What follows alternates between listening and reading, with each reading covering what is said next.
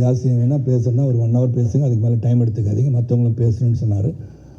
ஏன்னா Arya is waiting to talk. அவர் சொன்னார், ஏற்கனவே சார் ஸ்பீச்செல்லாம் எழுதியிருக்கேன், ஒரு 1.5 மணி நேரம் அதை பற்றி பேச போகிறேன்னு சொல்லியிருக்காரு. கௌதம் அதுக்கு மேலே எல்லாமே சொன்னனால I thought I'll cut my speech short. ஆனால் இதில் வந்து இந்த மிஸ்டர் எக்ஸோடைய producers of course Venkatesh sir, Lakshman sir and of course Maverick and the technicians, the wonderful editor நல்லா எடிட் பண்ணி பேசிட்டு போயிட்டார். ஆக்சுவலாக அதையும் எடிட் பண்ணி பேசிட்டார். அப்புறம் Arul, wonderful working with you, the entire team, cast, crew, எல்லா டெக்னீஷியன், உழைத்த ADs and all the people, costume design வந்து எல்லாருமே. இந்த காஸ்டியூம் கூட டிசைன் பண்ணி மனு தான் கொடுத்தார் எனக்கு.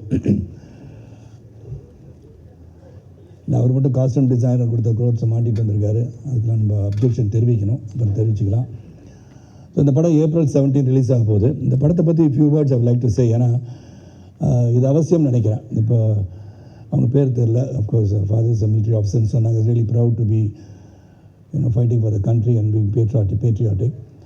இதில் என்ன, இது வந்து ஒரு பேஸ்ட் ஆன் ட்ரூ ஈவெண்ட்ஸ்ன்னு சொல்லலாம். அதுக்கு வந்து இந்த கதையை சொல்ல மனு என்னை வந்து பார்க்கும்போது அவர் சொன்னார், ரொம்ப நேரம் சொன்னார், கதை சொன்னார். நான் சொன்னேன், நான் என்ன பண்ணுறேன் இந்த படத்துலன்னு சொல்லும் போது, ஒரு பேஸ்ட் ஆன் ட்ரூ ஈவெண்ட்ஸாக 1965 ஒரு நியூக்ளியர் டிவைஸ் காட் லாஸ்ட் அப்படிலாம் சொன்னார்.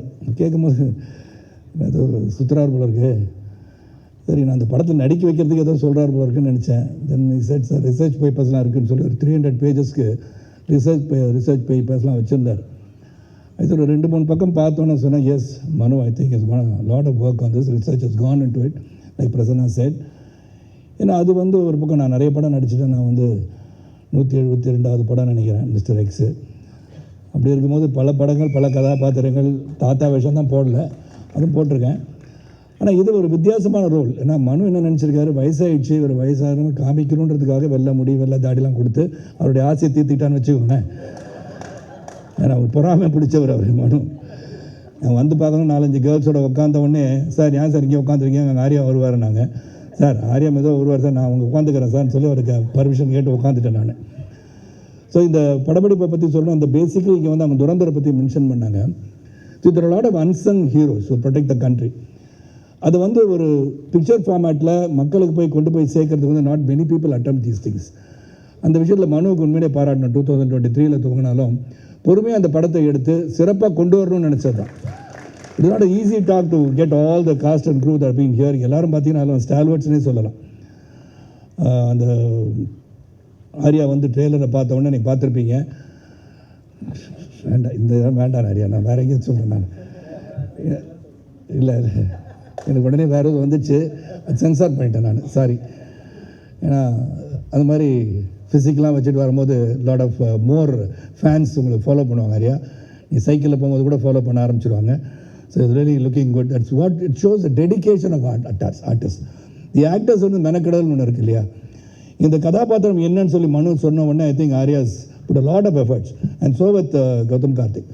இன்றைக்கி என்னுடைய 40 ஆண்டு காலம் என்னுடன் பயணிக்கிற ஒரு சகோதரர் வந்து, ஆனால் இது வந்து கார்த்திக் சாரோட பையன் தானே கேட்டார். ஏன் அப்படின்னா, இந்த படத்தில் வித்தியாசமாக தெரியறாரு. இந்த படத்தில் ஒரு வித்தியாசமாக தான் இருக்கார், வித்தியாசமாக நடிச்சிருக்காருன்னு சொன்னேன். All the other girls here, Thulliya and then Manju ma'am சொல்கிறதுக்கு காரணம் அவங்க தான் எங்கள் எல்லோரும் டைரக்ட் பண்ணுறாங்க. அதில் பார்த்தாலே தெரியும் தே ஆர் த பீப்புள் அப்படின்னு சொல்லி எங்களுக்கு வந்து ஆர்டர் போட்டு அனுப்புகிறாங்க. அது ஒன்று. Then the captain of the ship Manu and dedicated person சொல்லிட்டேன். அண்ட் கேமராமேன் பற்றி சொல்லிட்டேன், திபு இட் கிரேட் ஜாப், மாற்று கருத்தே கிடையாது. இது என்னென்னா, அந்த பியூட்டி ஆஃப் சச் ஃபிலிம்ஸ், நிறைய பேர் வந்து வாருக்கு போகிறாங்க, வராங்க, ஒரு நாட்டை காப்பாற்றுறாங்க. அவங்க வந்து பரம்வீர் சக்ரா, வீர் சக்ரா எல்லாம் கிடச்சி பாராட்டப்படுவாங்க. ஆனால் அவங்களையும் மீறி பல பேர் இந்த நாட்டை பாதுகாக்காத பல நாடுகளில் இருந்து இந்த நாட்டை வந்து ப்ரொடெக்ட் பண்ணுறது, ஒர்க் பண்ணுறவங்க வெளியே தெரியாது. ஏன்னா அவங்க சொல்லவும் முடியாது.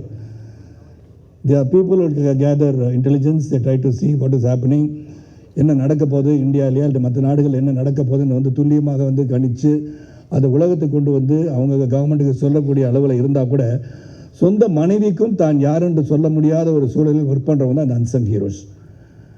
அண்ட் அந்த மாதிரி அன்சங் ஹீரோஸை நம்ம எப்படி பாராட்ட முடியும்னா, இந்த மாதிரி படம் எடுத்தால் தான் பாராட்ட முடியும். So what has happen, what good have happen, இதுக்கு எப்படிலாம் அவங்க வந்து போராடிட்டு இருக்காங்க, மெனக்கட்டுருக்காங்கன்னு சொல்லும் போது உண்மையிலே it's a tough movie to take and Manu was handle it really well தான் சொல்லணும். ஏன்னா அசர்பைஜான்லாம் ஷூட்டிங் போகும்போது it was really difficult and single ஷாட்டில் தான் எல்லாம் எடுத்தோம் சில ஆக்ஷன் சீன்ஸ்.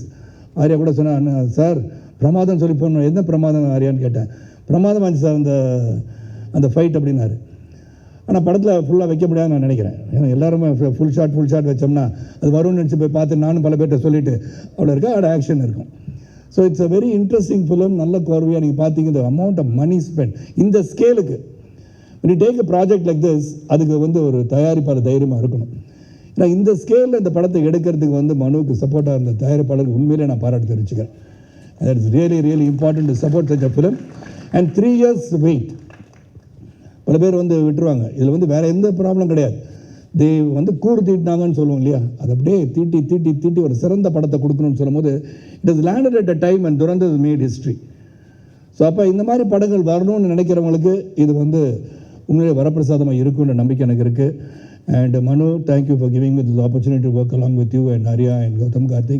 கார்த்திகோட நடிச்சிருக்கேன். கௌதம் கூட நடிக்கிற வாய்ப்பு எனக்கு ஏற்கனவே இன்னொரு படம் வெயிட்டிங் இந்த line that also release soon. Gautham, let's wait for that also. நான் தொடர்ந்து படங்கள் ரிலீஸ் ஆகிட்டே இருக்கும். ரிலீஸ் ஆகின்ற படத்தில் ஹீரோவாக இருக்கிறது ரொம்ப ரொம்ப நல்லது. இது ஒன்றும் இல்லை, கான்ட்ரவர்சி ஒன்றும் கிடையாதுங்க. டக்குன்னு அது பயமாக இருக்குங்க பார்க்கும்போது. இந்த மாதிரி படங்கள் ரிலீஸ் ஆகணும், தியேட்டரில் போய் படம் பார்க்கணும். எல்லா ஃபங்க்ஷனையும் சொல்கிற மாதிரி 50 days ஓடிடியில் 50 daysக்கு அப்புறம் படம் வந்தால் I think people will go and watch movies இந்த தியேட்டர். அண்ட் இந்த படத்தை ஸ்மால் ஸ்க்ரீனில் பார்க்குறதோட பெரிய தியேட்டர் போய் பார்க்குறது தான் ஜேம்ஸ் பாண்ட் படத்தை பார்த்த மாதிரி இருந்தது. எனக்கே எப்படி இருந்துச்சுன்னா நார்மல் ஆடியன்ஸுக்கு எப்படி இருக்குன்னு பார்த்துக்கோங்க. Really well done and I wish பத்திரிகை சகோதரர்களும் ஊடக நண்பர்களும் இதை சிறப்பாக எடுத்து சென்று மக்களை ஏப்ரல் 17 முதல் பார்க்கணும்னு சொல்லணும்.